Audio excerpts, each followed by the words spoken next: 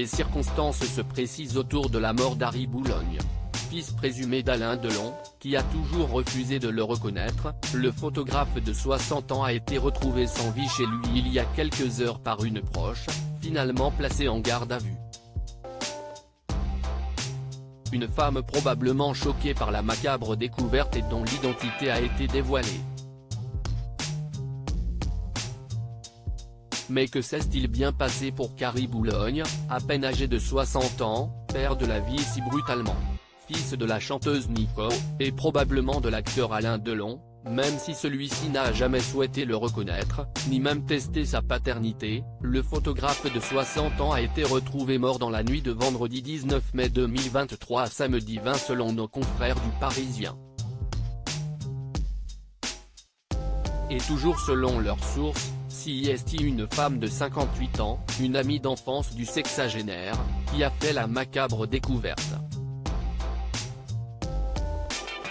Alors qu'elle rentrait d'un voyage avec son fils de 21 ans, celle-ci aurait en effet retrouvé la dépouille du photographe en état de décomposition très avancé dans son salon.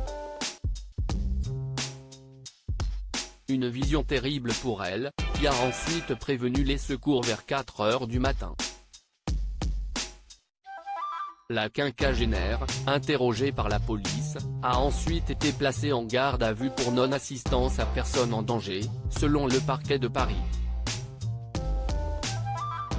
Une mesure qui servira à faire toute la lumière sur cette affaire et à comprendre les circonstances de la mort de l'homme, qui, en dehors de son combat judiciaire pour faire reconnaître sa filiation, restait assez discret. Pour le moment, son corps a été envoyé à l'Institut médico-légal de Paris pour une autopsie. En mauvaise santé, père de 2 enfants, Charles, 24 ans et Blanche, 17 ans, Harry Boulogne souffrait de graves problèmes de santé. Selon le parquet, en effet, il était hémiplégique, une pathologie du cerveau qui affecte les mouvements et paralyse d'un côté du corps, et avait été récemment transporté à l'hôpital Georges Pompidou. Une histoire complétée par le témoignage de l'un de ses proches: la dernière fois que j'ai échangé avec lui, il y a un mois, il était en fauteuil roulant, à la suite d'une mauvaise chute, a-t-il déclaré à nos confrères.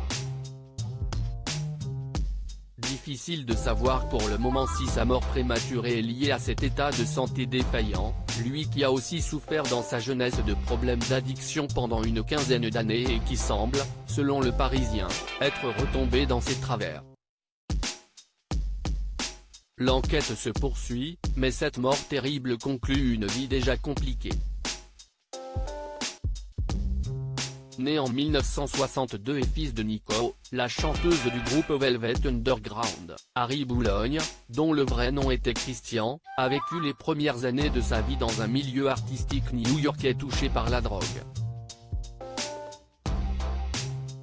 La mère d'Alain Delon, Edith, était ensuite venue le chercher, malgré la volonté de son fils de ne pas le reconnaître, et a fini par l'élever en partie, avant que celui-ci ne retourne voir sa mère biologique jusqu'à sa mort en 1988. Les dernières années de sa vie auront finalement été consacrées à ses démarches pour faire reconnaître ses droits, des demandes qui avaient brutalement été stoppées en 2019 et 2021, et qu'il comptait bien reprendre. Mais il n'a pas eu vraiment le temps.